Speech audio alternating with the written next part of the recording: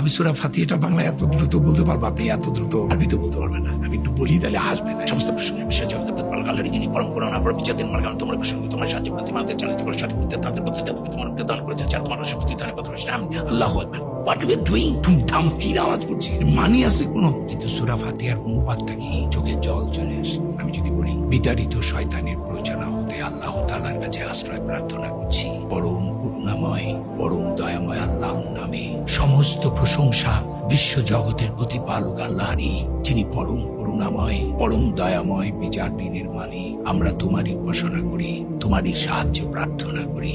তুমি আমাদেরকে চালিত করো সঠিক পথে, তাদের পথে যাদেরকে তুমি অনুগ্রহ দান করেছো, যারা তোমার রোষে পতিত হয়নি, পথভ্রষ্ট হয়নি। আমিন। আউযু বিল্লাহি মিনাশ শাইতানির রাজিম। বিসমিল্লাহির রহমানির রহিম। আলহামদুলিল্লাহি রাব্বিল আলামিন। আর রহমানির রহিম। মালিকি ইয়াউমিদ্দিন।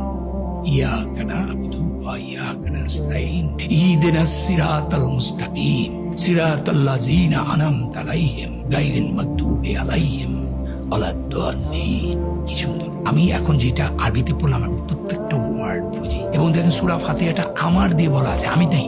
আমার মানে হচ্ছে আমি নবীর উম্মত হিসাবে সমগ্র মুসলমানদের প্রতিনিধিত্ব করে, কিন্তু মুসলমানদের হয়ে কিন্তু আল্লাহর কাছে প্রার্থনা